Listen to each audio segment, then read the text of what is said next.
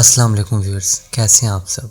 امید کرتا ہوں کہ آپ سب خیریت سے ہوں گے اور اپنی اپنی زندگی میں ہر لحاظ سے خوش ہوں گے، اور اللہ تعالیٰ آپ کو تمام تکالیف پریشانیوں سے دور رکھے، آمین۔ ویور، سٹوری شروع کرنے سے پہلے آپ سب سے ایک ریکویسٹ ہے کہ اگر آپ اس چینل پر نیو ہیں تو چینل کو سبسکرائب کریں اینڈ بیل آئیکن کو پریس کریں، اور اگر یہ سٹوری آپ کو اچھی لگے تو ویڈیو کو لائک کریں اینڈ اپنے فرینڈز اینڈ ریلیٹیوز کے ساتھ شیئر کریں۔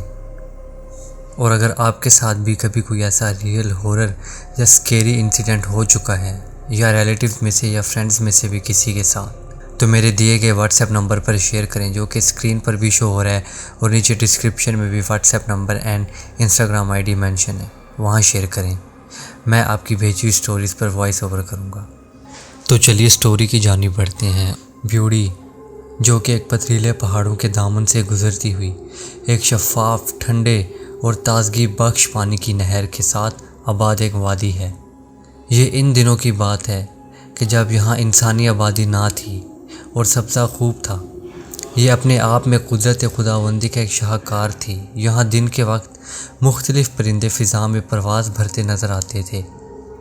مختلف اقسام کے کیڑے مکوڑے، تتلیاں اور بہت سی اقسام کے خوشبودار پھول یہاں کی زینت تھے۔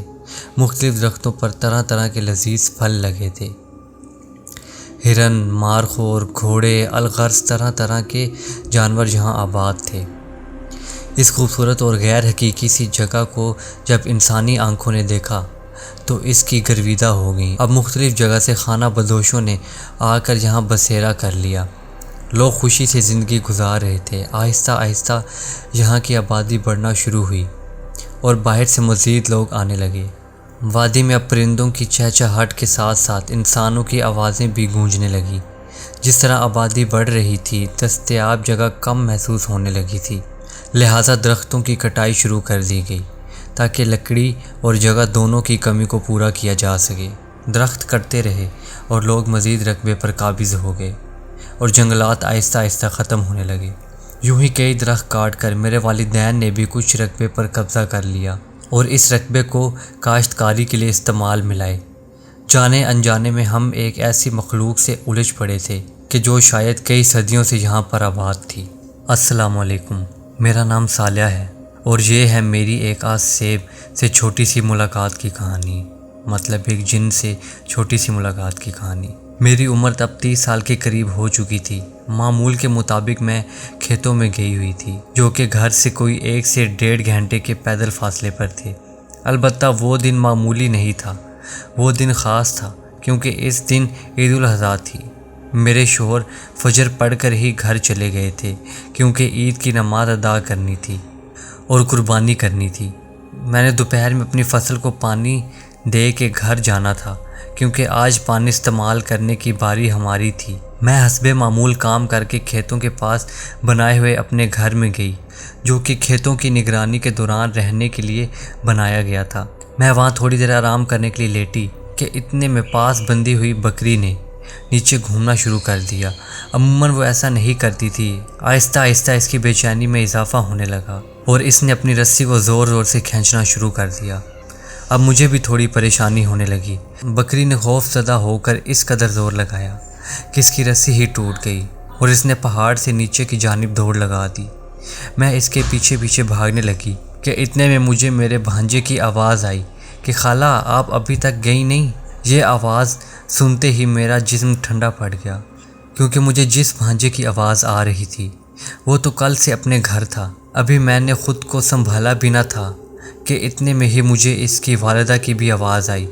اوہ صالحہ، اتنا وقت ہو گیا ہے، تم ابھی تک گئی کیوں نہیں؟ کر کیا رہی ہو ابھی تک؟ ان الفاظ نے میرے حواس کو ایک دم بیکار کر دیا کیونکہ اس وقت اس پہاڑ پر میرے علاوہ کوئی نہ تھا۔ مجھے بس اتنا ہی یاد ہے، اس کے بعد جب میری آنکھ کھلی تو میں گھر میں تھی۔ میرے شوہر نے بتایا کہ جب میں واپس آئی تو میری آنکھوں میں خون چڑھا ہوا تھا اور میں بہت خونخوار انداز میں سب کو دیکھنے کے بعد بے ہوش ہو گئی۔ مجھے نہیں معلوم کہ میں گھر میں کیسے پہنچی، بس یہ معلوم ہے کہ وہ آواز سننے کے بعد جب میری آنکھ کھلی تو میں گھر تھی۔ وہ جو کوئی چیز بھی تھی، وہ دوسری مخلوق میں سے ہی کوئی چیز تھی جو میرے آس پاس گھوم رہی تھی اور اسی کا سایہ مجھ پر ہو گیا تھا۔ اس کے بعد میرے گھر والے آج تک مجھے بتاتے ہیں کہ تقریباً 1 ماہ میرے ساتھ ایسی ہی چیزیں ہوتی رہتی تھیں کہ کبھی آنکھوں میں خون اتر آنا، کبھی میں پاگل ہو کے لوگوں کو مارنا شروع کر دیتی تھی، کبھی خود دیواروں میں ٹکرے وغیرہ مارنا شروع کر دیتی تھی، اور مجھے کئی سارے مولوی اور امام صاحب وغیرہ کو دکھایا گیا، کئی جگہوں سے دم درود وغیرہ کروائے گئے، کئی جگہ سے وظیفے کروائے گئے، اور آہستہ آہستہ کر کے اس چیز کا سایہ مجھ سے دور ہو گیا۔ بتایا جاتا ہے کہ مجھ پر کسی خونخوار جن کا سایہ تھا جو کہ انہی جنگلات میں کہیں بسیرا کرتے تھے، اور وہ درخت وغیرہ کاٹنے کی وجہ سے ان کا گھر خراب ہو گیا، اور اس وجہ سے وہ میرے پیچھے لگ گئے۔ مجھے تو ان باتوں میں سے کوئی بات بھی یاد نہیں ہے، بس وہ پہلے دن کی بات یاد ہے۔ اس کے بعد میرے ساتھ جو کچھ ہوا اس میں سے مجھے لمحے بھر کی بھی کوئی چیز یاد نہیں، اور میرے گھر والوں کے مطابق میں کافی عرصہ اس مشکل سے گزرتی رہی، لیکن میں اس کے بارے میں کچھ نہیں جانتی۔